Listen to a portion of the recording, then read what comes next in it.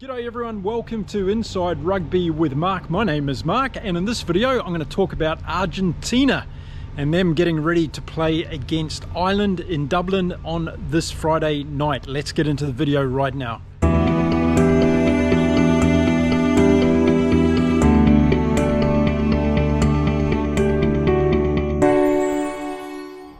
Well, Argentina kicked off their autumn international series with a very comprehensive win against Italy in the weekend, and they put on 50 points against Italy. It was a really interesting game from a number of perspectives, and I'm going to talk about it in this video, as well as talking about their preparation and what they look like as they head in to play Ireland at the Aviva Stadium this Friday night. Now that's going to be a very exciting game, but this game that we saw Argentina play in the weekend was also very exciting. In fact, in the first 20 minutes of this game, you could have been mistaken that it was a seven-a-side game or a game of touch rugby. Both teams were just throwing the ball around, and I've got to say, Gonzalo Quesada's done some good things with this Italian team, and a bit like I've been saying with Joe Schmidt for the Australian Wallabies, I see things happening with this Italian team over the next 12 months with Quesada in charge. What Italy has to do is they need to bring some more structure and platforms and processes into their game. They can't just throw the ball around willy-nilly and expecting to beat the top teams in world rugby. But we'll see what Quesada does with this team over time. And I think they're going to take some big scalps possibly in the Six Nations next year. But Argentina, for me, they continue on their upward trajectory. They're playing very well. And as I've mentioned in a number of videos in the past, for me, it comes down to their consistency. Are the Los Pumas able to play back-to-back games against the best teams in the world and play at the level they need to have a chance of winning? There were some really interesting statistics from this game against Italy. Despite the 50 points Argentina put on, they scored a lot of tries in this game. And one would expect that they were very dominant in some of the key attacking statistics. But that actually wasn't the case in this particular game. Have a look at the carry statistics. Italy actually had more carries in this game than Argentina did, 132 to 130. Italy just weren't using that ball in an effective manner. And as I said, just throwing the ball around liberally across the field, running laterally across the field, wasn't going to get it done for Italy in this particular game. Now, another interesting statistic that came out of this game for Argentina was the turnovers. It was 17 all in this game, and that's a bit of a worry because as they head into their game against Ireland, they're going to have to be much more proficient at winning ball at turnover time. And we're going to be up against the likes of Byrne and Josh van der Fleer in that game, and Kalen Doris, of course.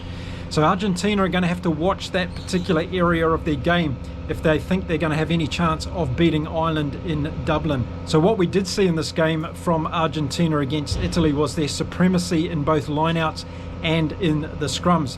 They actually won 100% of the lineouts in this game, and they won 100% of the scrums. I don't know if many teams have done that before in an international test match, but they were very, very good in that area, and I think they're going to bring that kind of form against Ireland. So the set piece against Ireland is going to be huge for Argentina.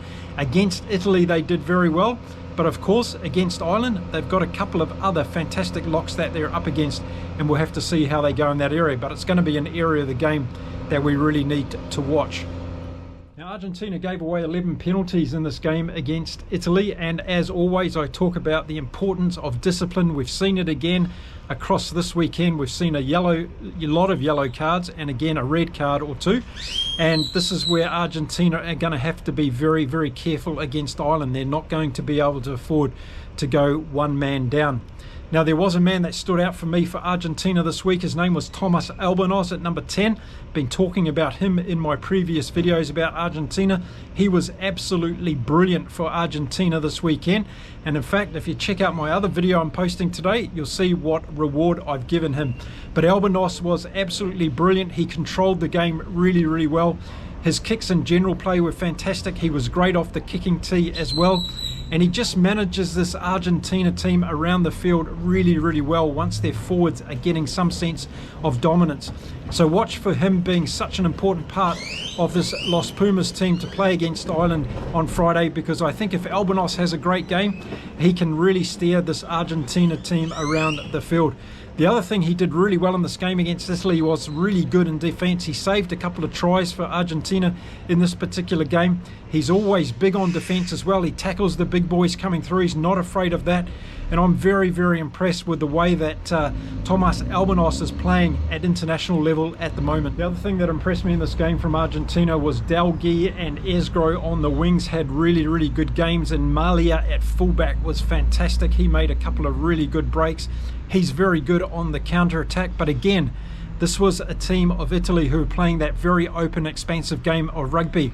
I think if Ireland brings some more structure, we see some good box kicks from Jamison Gibson Park, putting him under pressure in contestable kicks. I think we might see some challenges there from Ireland that could go a long way to upsetting this Argentina team. But as we saw against New Zealand in the weekend, Ireland were not on their game. They played very poorly. A lot of their fans have said that, a lot of their players have said that, and they'll be really wanting to turn this around against Argentina. Now, Argentina this year, they've beaten New Zealand, they've beaten South Africa, they've beaten Australia, they've beaten Italy. They're really on a roll, this team, and it's a great compliment to Felipe Contepomi, who's been fantastic as their coach, I feel. The only thing that's really missing for me with this Argentina team is their consistency. If they're able to put some back-to-back wins together in this autumn international series, then watch out as we head towards the 2027 Rugby World Cup in Australia. This Argentinian team could be a real contender in that competition. And I think it's around that consistency we're going to learn a lot about them at the Aviva Stadium on Friday night, because it's going to be against a team like Ireland who are coming off a rebound against a loss against the All Blacks. They're going to be really pumped up to take it to this Argentinian team. And Argentina is coming into this game with their tails up. They really believe they can beat Ireland and add their scalp to the impressive scalps they've already taken down in 2024. So it's a very exciting encounter coming up. I'm going to wait until the two teams are announced and I'll come back with my full preview video of that particular game. But I wanted to put this one out there today because I was very impressed once again with Argentina in the weekend. A comprehensive win, putting 50 points on against Italy and looking very, very complete as a team in the process. Now, if you saw Argentina-Italy play in the weekend, let me know what you thought of the game. What was your opinion on both teams? Who stood out for you for Argentina? Who do you think is going to be their main weapons against Ireland on Friday in Dublin? And let me know what you think Argentina needs to do in terms of their game plan to get over top of Ireland on Friday night at the Aviva Stadium. Be really interested to read your comments.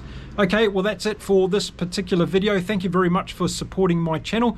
If you want to hit the subscribe button and become part of our global rugby community, I would love you to do that.